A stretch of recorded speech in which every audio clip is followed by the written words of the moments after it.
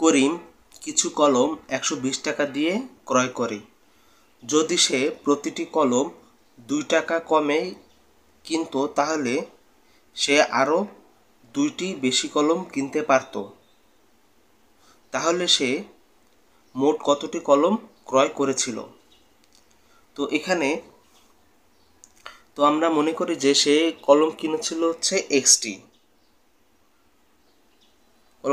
কিনেছিল এক্সটি, এবং যদি সে প্রতিটি কলম 2 টাকা কমে কিনতে পারতো, 2 টাকা মানে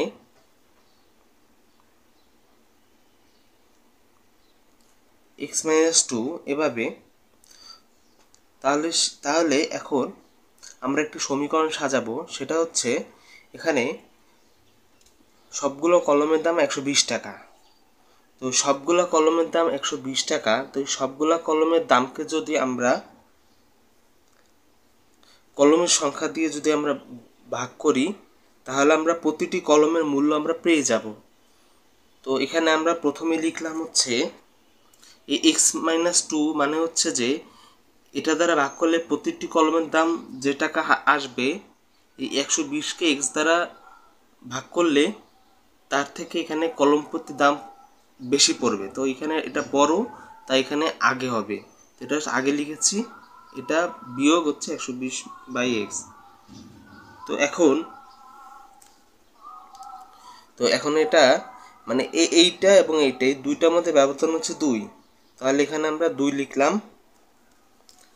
তারপরে আমরা যদি এখানে লসাগু করি তাহলে x × x-2, এখানে 120x, তারপর এখানে 120x প্লাস 240 = 2।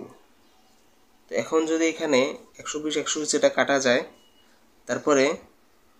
তারপরে এখানে উপরে থাকে 240, নিচে x × x-2 = 2।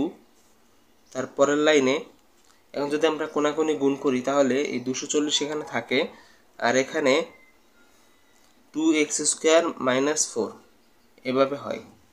তো এখন যদি এটা সাইড চেঞ্জ করে এই পাশে নিয়ে আসি তাহলে আমরা পাবো -2x² + 4 + 240।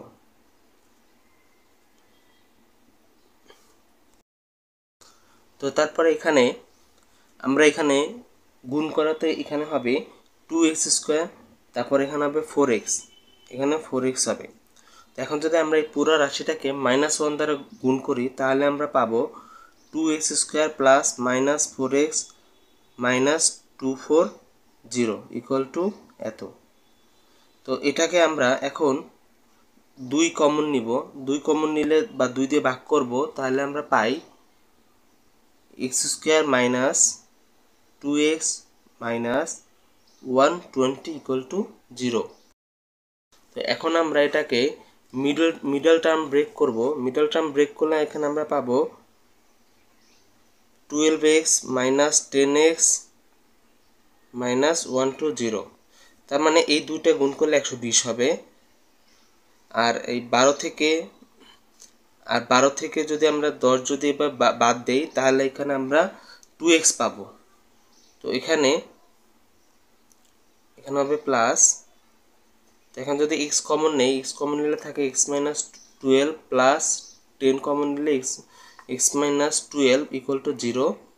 তো এখানে আমরা দুটো রাশি পাবো, একটা হচ্ছে x - 12 আর একটা হচ্ছে x + 10 = 0। তো এখানে আমরা x - 12 এর মানটা নিব =0। তো এখানে x এর মান হবে 12।